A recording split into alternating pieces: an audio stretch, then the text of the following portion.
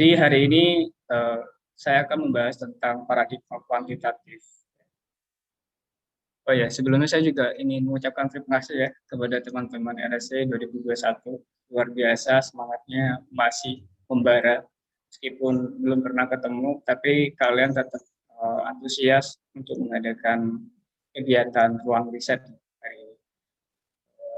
Terutama di bidang penelitian. Benar ya, ini bagian programnya bidang penelitian. Di bawah asuhan Mas Danin, salah satu kadif yang luar biasa juga. Sebelumnya ini seringkali dibahas ya, perbandingan antara paradigma kuantitatif dan kualitatif itu sudah menjadi yang saya tadi katakan, sering banget dijelaskan perbandingan ya, antara kuantitatif dan kualitatif. Tapi saya ingin berpesan kepada teman-teman, karena kuantitatif itu sejauh ini saya lihat di RSC itu agak berkurang ya, agak berkurang para penerusnya gitu ya. Jadi sangat sedikit sekali untuk sepertinya paham atau tertarik untuk melakukan penelitian dengan pendekatan kuantitatif.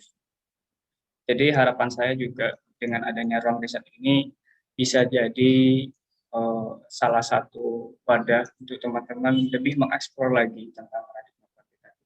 Ya. Next. Nah, jadi hari ini gak banyak, saya ingin hanya menyampaikan 4 poin. Nah, ini sesuai sama power yang sudah dikasih kepada saya. Pertama itu pengertian penelitian kuantitatif, paradigmanya, kemudian karakteristiknya, dan penerapan dan contohnya. Nanti saya akan kasih contoh juga. Oke, next.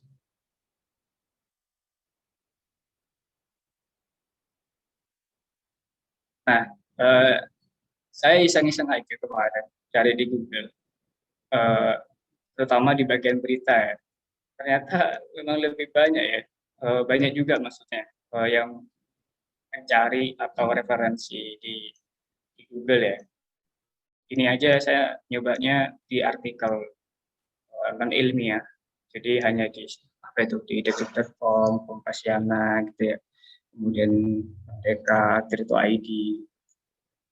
Sebenarnya ini juga jadi salah satu wadah untuk teman-teman belajar kuantitatif, tapi hanya dipelajarin ya, bukan ditulis kemudian dikopas di enggak. Kenapa saya juga merekomendasikan ini? Karena saya lihat kalau kalian belajar tentang penelitian di buku jurnal gitu ya, yang apalagi yang berbahasa Inggris, rasanya uh, pasti kalian ngeluh duluan, kayak mas nggak ngerti mas bahasa Inggris itu mas kayak gimana mas. Apalagi itu pun yang bahasa Inggris ya. Mungkin kalau yang bahasa Indonesia masih lumayan lah gitu ya, masih bisa dimengerti. Meskipun sebenarnya ada yang tebal juga tuh, kualitatif, kualitatif. Mungkin salah satu referensi yang bisa teman-teman pakai itu punya Creswell yang edisi keempat. Di situ dijelaskan secara rinci menurut saya. Ada yang bahasa Indonesia juga. Nanti search aja di Google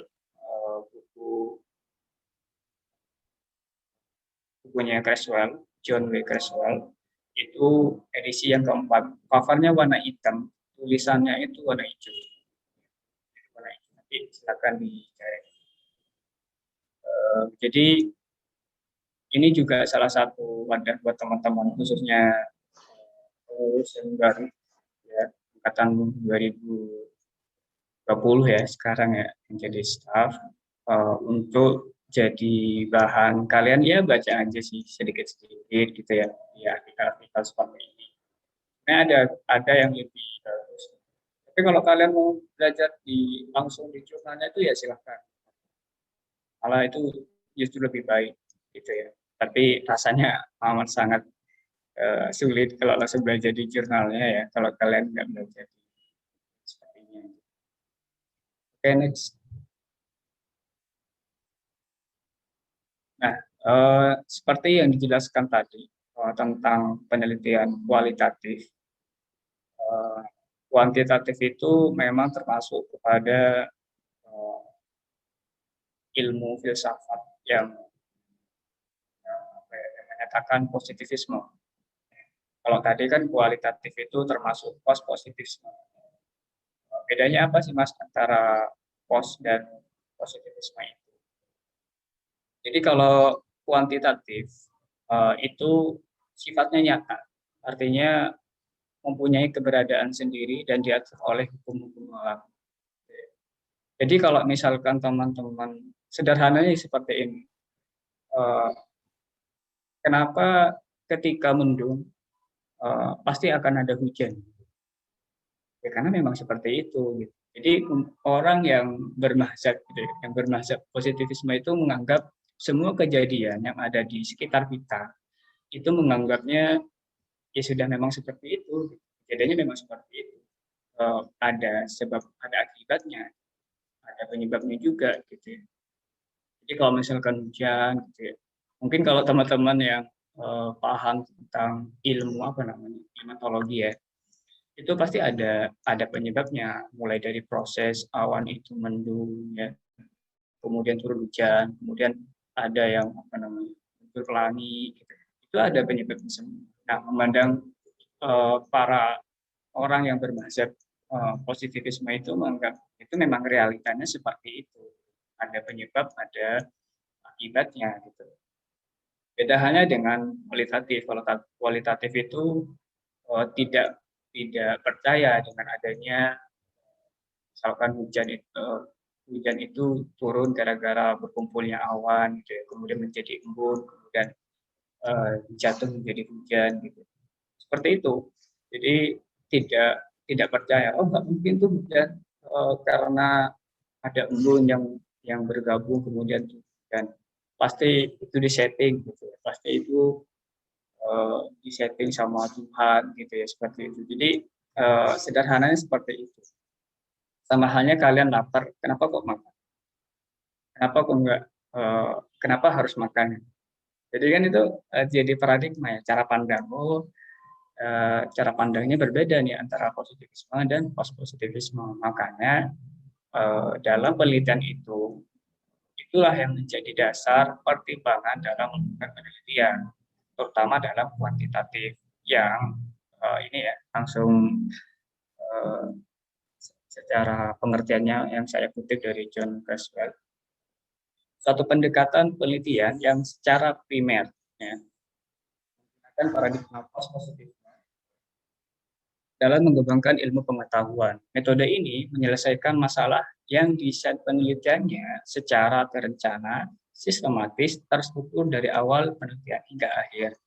Jadi pendekatan kuantitatif itu dilihat secara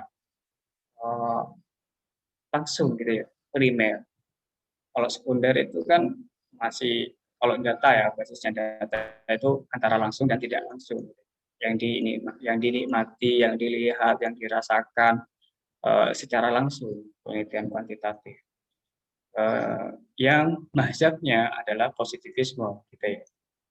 Nah, positivisme itu banyak sekali, maksudnya dalam konteks penelitian di negara di dunia itu positivisme banyak alirannya juga. Jadi cara pandangnya cara pandangnya terhadap positivisme itu berbeda.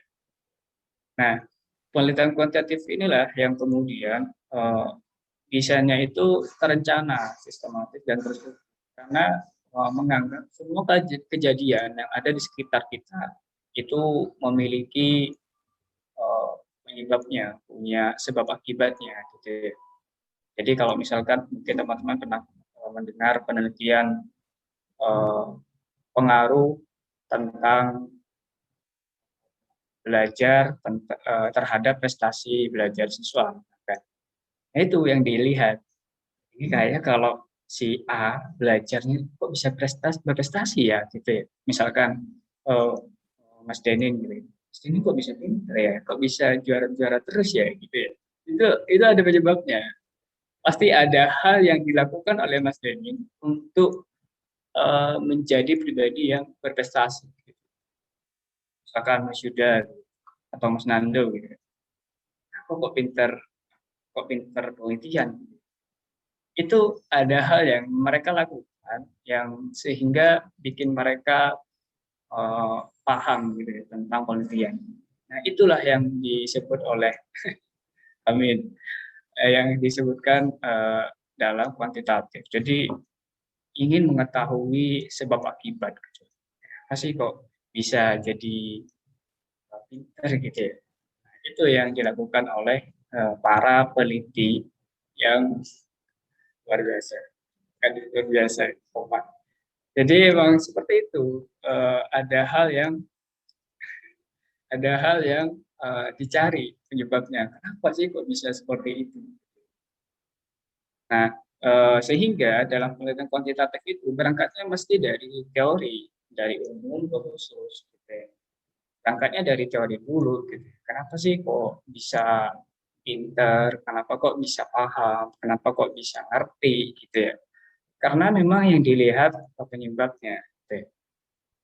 Sehingga dalam prakteknya terkadang ada dua hal yang kita sebut variabel gitu ya, yang disandingkan, yang dibandingkan, yang dicari pengaruhnya gitu ya. Misalkan tadi aku bilang tentang belajar dan prestasi gitu ya. Yaitu variabelnya.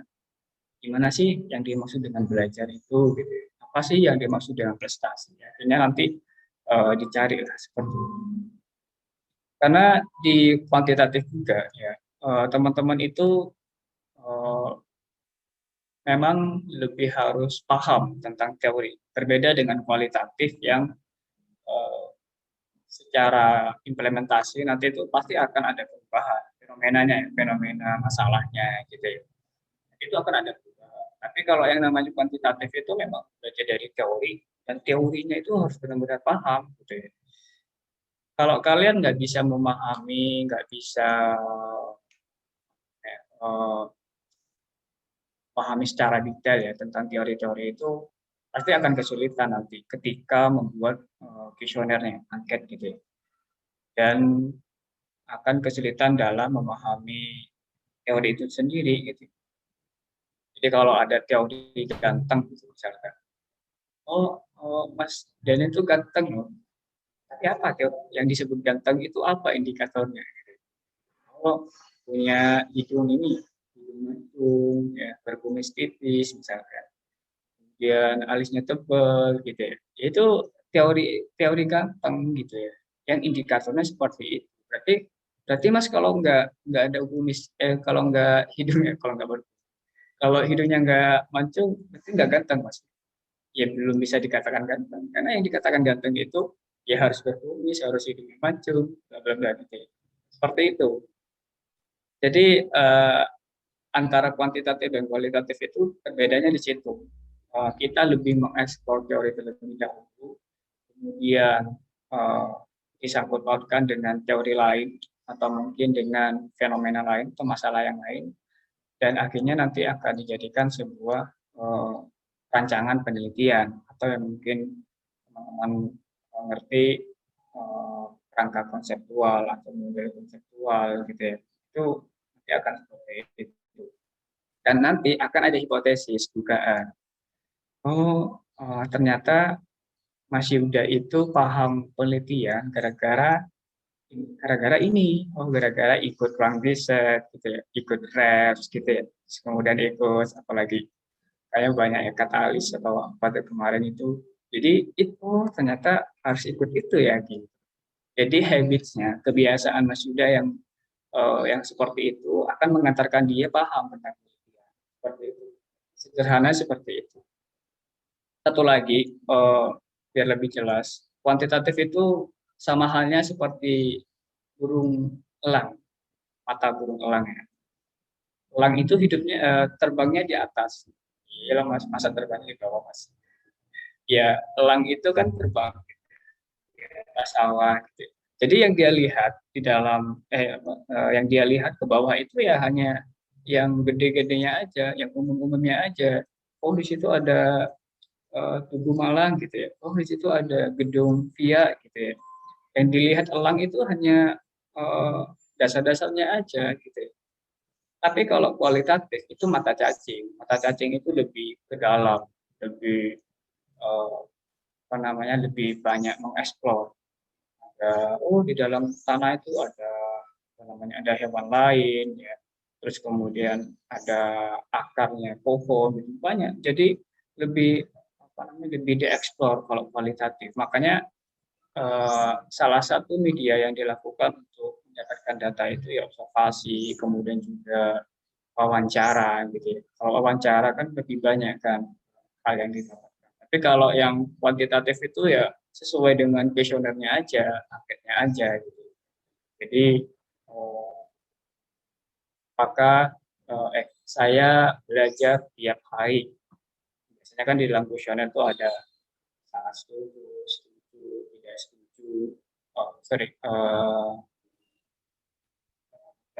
yang di tengah. Jadi kadang eh, vote gitu ya. Atau mungkin setuju, tidak setuju, sangat tidak setuju gitu ya. Jadi hanya mengandalkan itu aja.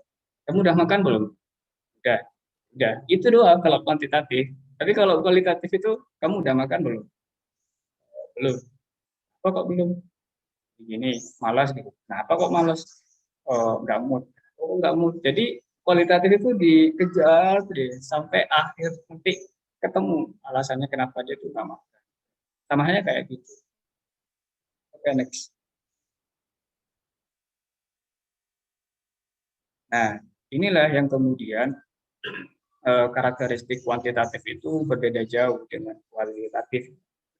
Karena pertama kita lihat dari tujuan. Tujuannya itu pasti menunjukkan hubungan antar variabel, hubungan X dan Y, hubungan X, Y, eh, dan Z gitu. Hubungan X1, X2, X3, dan Y. Gitu. Kalau masalah variabel itu sepertinya PH pengurus RC21 itu udah bagus-bagus ya. Dan ini udah sampai itu Nando gitu ya. Nah, itu luar biasa di padi biasa. Nanti kita tanyain aja tentang Mas kenapa variabel eh, ada X dan Y gitu ya. Tanyain aja nanti ke mereka. Nah, terus kemudian tujuannya itu ya menguji teori. Oh, kita akan menguji teori kantong tadi. Kenapa teorinya teori kantong itu harus ini ya. Emang benar ya? Jadi nanti akan dilihat di kenyataannya apakah memang sesuai dengan teori itu. Jadi kalau misalkan ada teori implementasi, ada teori tentang finance gitu ya, ya nanti dicari di dalam penelitiannya itu apakah finance itu berpengaruh terhadap produktivitas di sebuah perusahaan gitu ya. Kan finance kan keuangan, keuangan itu berpengaruh nggak ya terhadap produksi sebuah barang di perusahaan gitu ya. Itu pakainya Mas Benny nanti masalah bisnis gitu. Uh, sama Mas Nando itu pajak ya. Kenapa ilmu pajak itu sorry, kenapa kita harus bayar pajak gitu. Kenapa Mas Nando? Kenapa kita harus bayar pajak? Kita nanti dikasih tahu kenapa harus membayar pajak. Kira-kira kalau nggak bayar pajak itu pengaruhnya apa sih Mas gitu? Kira-kira kalau kita nggak apa namanya, kalau kita nggak bayar pajak itu kita akan terdampak seperti apa sih Mas gitu ya? Itu yang disebut dengan kuantitatif. Jadi dilihat hubungannya gitu ya. Nah, kalau Mas Yuda itu pakar literasi. Literasi. Kenapa kita harus membaca sih Mas gitu ya? Kenapa kita harus membaca gitu? Emang harusnya Mas kita membaca. Ya silakan ditanyakan nanti ke Mas. Itulah yang kemudian jadi dasar kita untuk melakukan penelitian.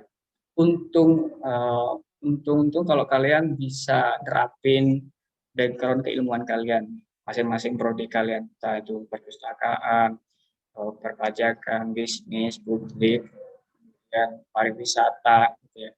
Itu silahkan diolah di situ.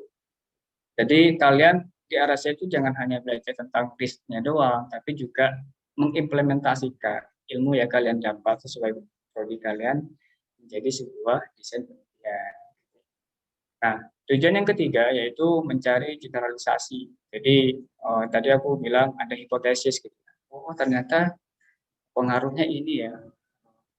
Ada dugaan, ada praduga gitu. Ada dugaan sementara yang mungkin itu digunakan dalam penelitian. Jadi kalau kita bayar pajak, fasilitas umum itu akan lebih bagus gitu ya. Kan kalau kita nggak bayar pajak ya fasilitas umum nggak bakalan diperbaiki karena hampir pendapatan tinggi di APBD Indonesia, koreksi ya Mas Nando, itu salah satunya dari pajak gitu ya. Jadi kalau kalian nggak bayar pajak ya kalian nggak akan menikmati fasilitas yang baik gitu. Kemudian dari teknik pengumpulan data itu ada survei, ada eksperimen, ada kuesioner gitu ya. Survei itu eh, banyak sekali bisa menggunakan eh, bisa langsung secara pribadi kita survei langsung ke lapangan gitu ya, atau mungkin menggunakan catatan tertentu apa yang akan dilihat gitu ya. Itu lebih ke arah ilmuwan sosial gitu. Tapi kalau eksperimen itu lebih ke arah ilmuwan anak-anak, kalau bahasa SMA-nya sih anak-anak IPA gitu ya, anak saintek gitu. Karena mereka pasti uji lab, pakai kandungan kimia, pakai ilmu fisika gitu ya. Itu eksperimen mereka dan pakai kuesioner juga. Dan instrumennya juga pakai kuesioner dan tes gitu ya. Dan datanya itu kuantitatif. Jadi kalau kalian pernah dengar eksak gitu ya. Eksak itu angka keilmuan ilmu eksak, ilmu penuh dengan angka fisika. Jadi nanti yang di kalian olah adalah hasil angka ya, data, kemudian di breakdown menjadi sebuah narasi, kemudian kalian menyimpulkan, menganalisis kemudian menyimpulkan. Jadi dari jawaban kuesioner tadi, misalkan sangat setuju, setuju, atau mungkin tidak setuju atau sangat tidak setuju, itu nanti kalian breakdown. Yang dimaksud kalau jawabannya sangat setuju apa, gitu. Nanti dijelaskan, dianalisis, kemudian diinterpretasikan.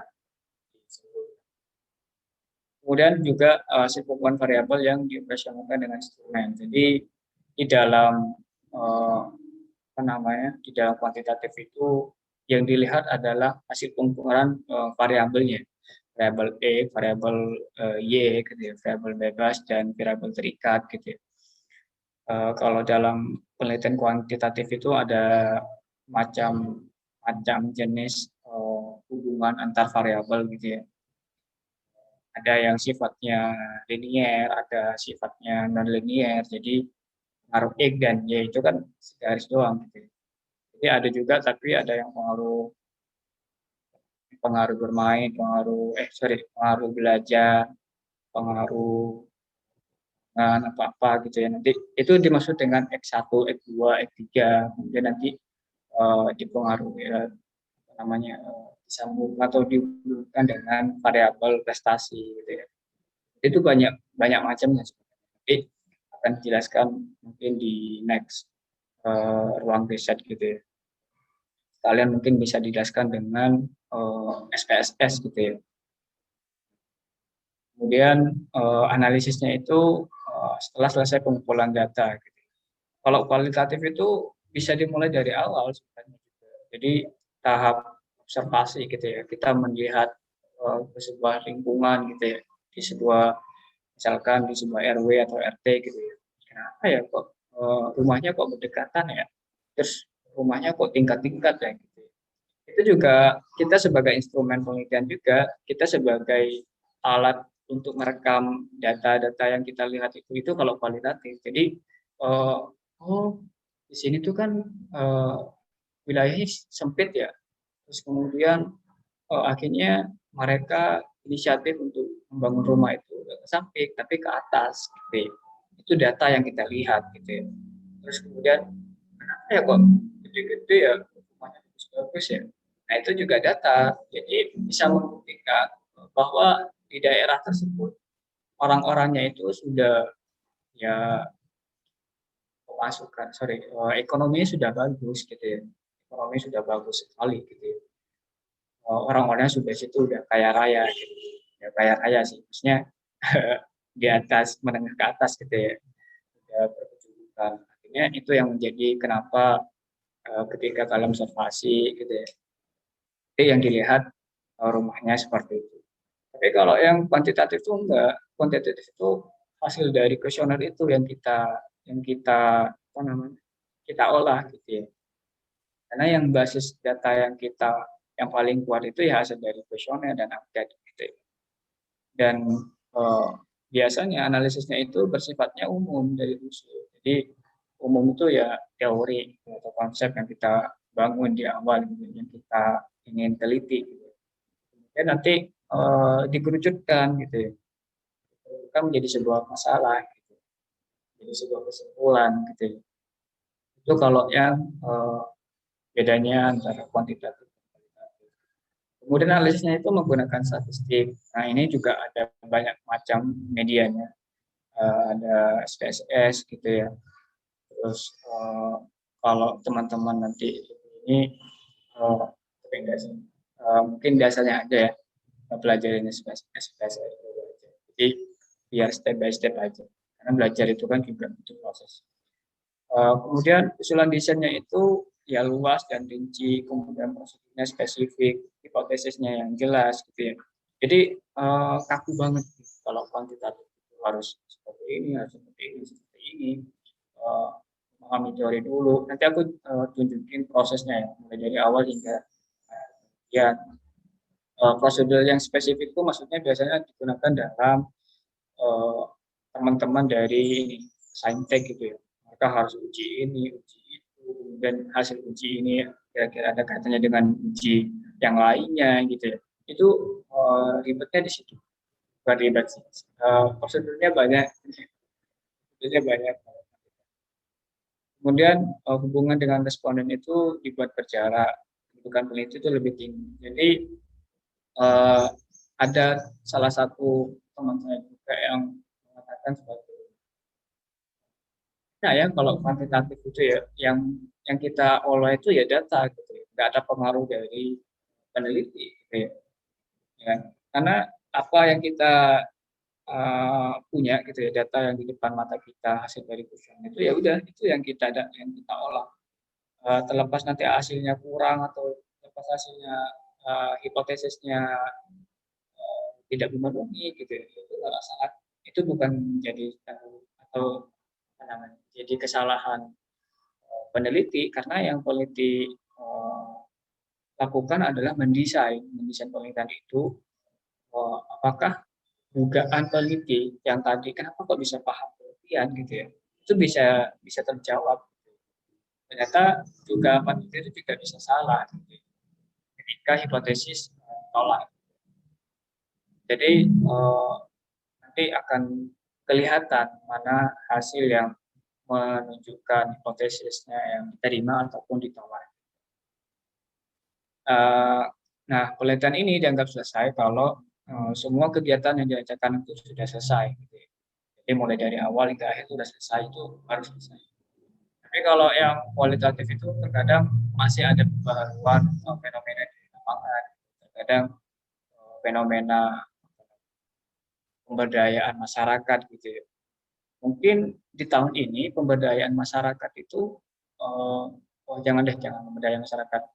Ini aku pakai temanya penelitiannya Mas Yuda yang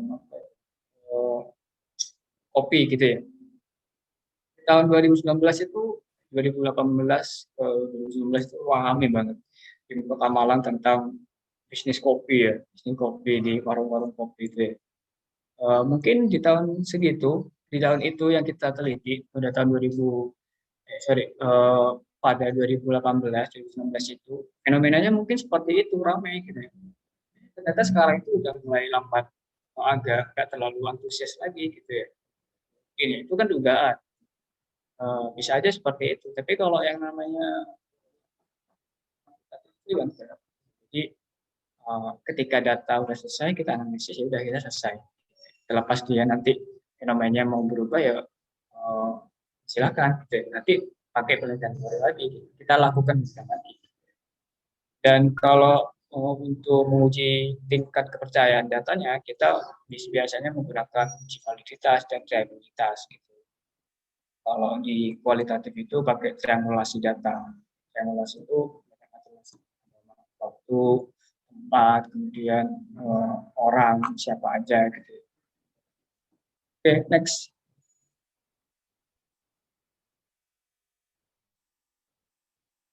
Nah, ini yang dilakukan dalam penelitian kuantitatif ya. Pasti yang kita lihat adalah apa namanya seperti ini prosesnya, kurang lebih seperti ini ya, nanti dalam penelitian itu paling enggak seperti ini. Nah, sebenarnya ada salah satu yang kurang sih di bagian empirik nomor 1, paling tinggi di bawahnya otak fenomena. Itu juga harusnya ada normatifnya, tapi gambar ini kurang. Jadi yang kita lihat dalam penulisan latar belakang itu nanti harus memenuhi 3 hal itu, teoritis, empiris, juga normatif gitu ya. Tapi ada juga kok yang nanti saya juga tunjukkan pembaharuan dalam penulis latar belakang itu bukan hanya 10 ya, nanti aku tambahin juga. Jadi kurang lebih proses penelitian kuantitatif itu ya seperti ini, mulai dari uh, ini jangan disalahkan ya. Kadang kalau aku ngomong kuantitatif itu dari teori, berarti yang dijelasin dari teori juga mas ya. Nggak melulu sebenarnya, nggak melulu teorinya langsung gitu ya.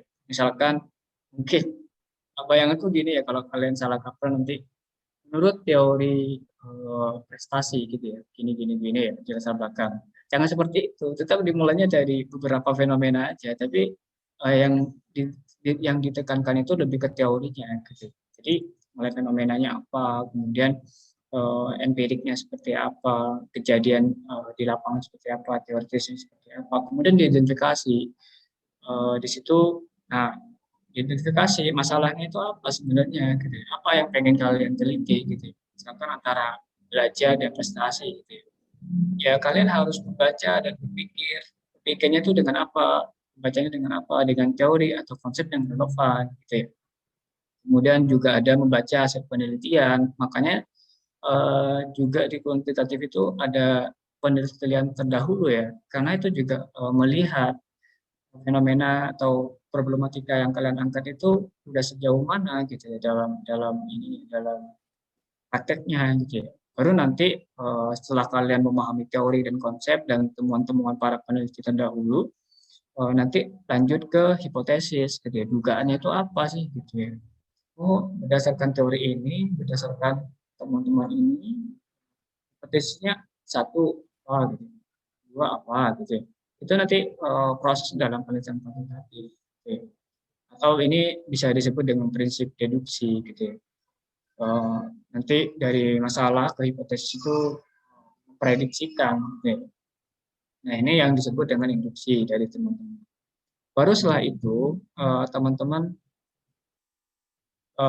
apa namanya akan dilanjut dengan variabel gitu ya. Akan dilanjut dengan variabel, variabelnya nanti apa aja yang akan dilakukan gitu ya.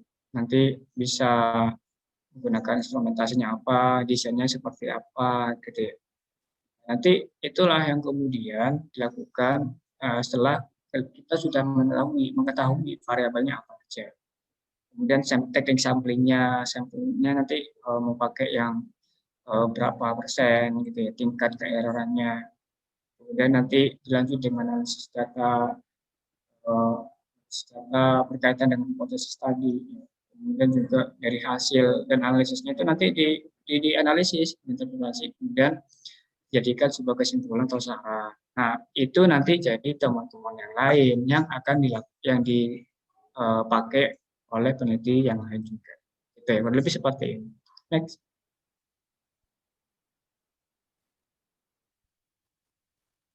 Nah, ini salah satu beberapa judul yang mungkin teman-teman bisa lebih mengerti ya. Yang biru ini adalah variabel, ya.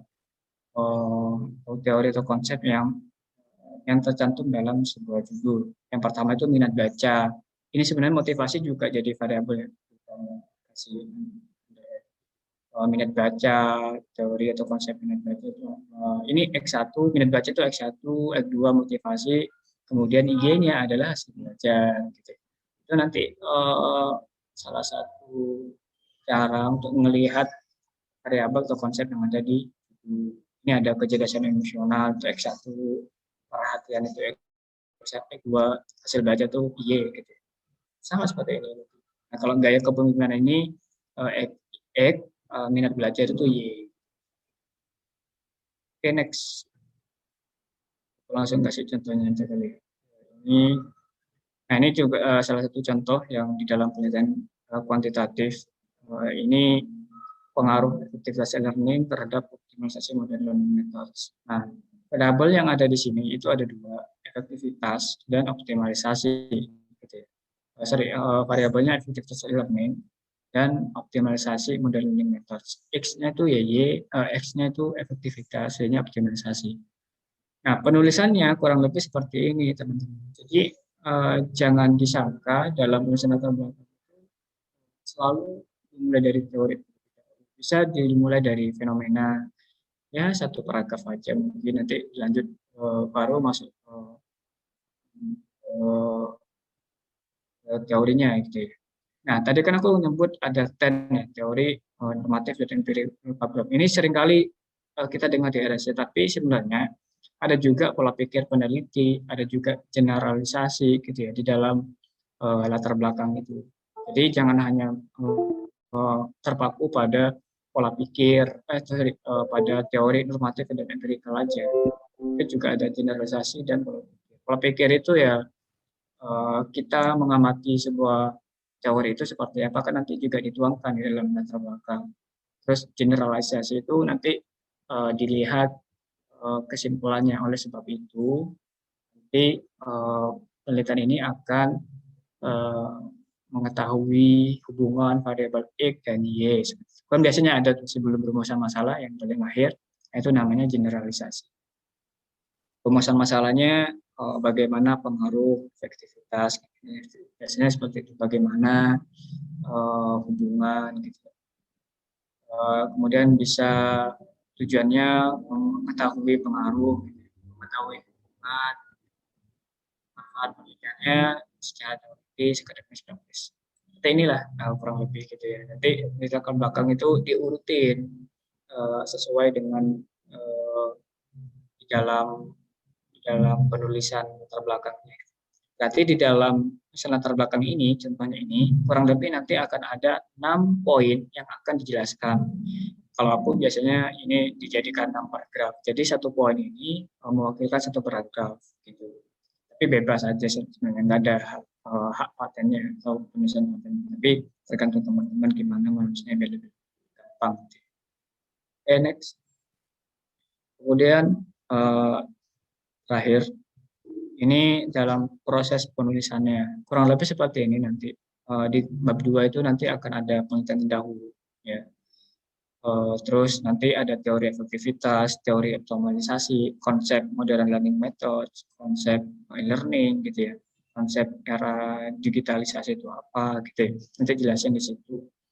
Kemudian bab 3 jenis penelitiannya kuantitatif gitu ya. Kalau jenis penelitian kuantitatif nanti mungkin next pembahasan bakalan dijelasin oleh materi selanjutnya ya. Terus lokasinya di mana, variabelnya apa. Kalau contohnya ini kan variabelnya efektivitas e-learning dan optimalisasi materi methods. Variabelnya populasi. Ini pengukuran nanti ada DOV ya, teman-teman. Jadi dari teori, konsep, variabel, kemudian indikator, item itu nanti akan jelaskan lebih lengkap kalau di ini mungkin ya, Bank Riset Medpen. Ini kuantitatif. Terus nanti ada populasi sampel, teknik samplingnya seperti apa. Populasi itu, sampel itu bagian dari populasi, tekniknya nanti akan seperti apa itu nanti akan teknik pengumpulan data seperti apa, uji hipotesisnya seperti apa. Jadi nanti akan dijelaskan hipotesisnya kalau diterima apa, kalau ditolak apa. Teknik analisis datanya itu nanti akan ada uji itu eh, yang paling aku kemarin tuh di penelitiannya Yuda ya, penelitian Mas Yudanya itu cukup beberapa variatif uji-uji yang dilakukan. Ada uji eh, validitas sama reliabilitas itu banyak ya. Tapi kurang lebih untuk uji-uji yang berkaitan dengan variabel jumlah variabelnya itu Mas Yuda kayaknya udah sama Mbak sama Rozi ya, itu juga sekelompok. Ada beberapa variatif uji yang di situ. Kalau bab 4 pembahasannya seperti ini. Jadi gambaran umum lokasi biasa aja. Gimana kalian melakukan penelitiannya. Kemudian gambaran umum responden ini yang cowok ada berapa, yang cewek ada berapa gitu ya, secara sederhana. Terus nanti pekerjaannya apa, yang lebih banyak mahasiswanya itu semester berapa, gitu namanya gambaran umumnya responden. Kalau gambaran distribusi jawaban itu nanti per item atau per indikator nanti akan digambarkan. Hasilnya nanti dari SPSS ada kotak-kotak gitu. Jadi yang jawab sangat setuju ada berapa, yang jawab setuju itu ada berapa gitu. Baru nanti masuk ke ujinya, teknik analisis datanya nanti di situ dimasukkan. Jadi yang poin G, yang bab 3 itu nanti dipakai di dalam poin D di bab pembahasan. Gitu. Nanti akan dijelaskan di situ. Dan terakhir yaitu kesimpulan dan saran. Sudah seperti itu. Makasih buat teman-teman semua. Kayaknya kalian pasti bingung ya kalau kuantitatif. Ya, mungkin itu aja dari aku, Mas Denny. Kurang lebihnya mohon maaf. Saya kembalikan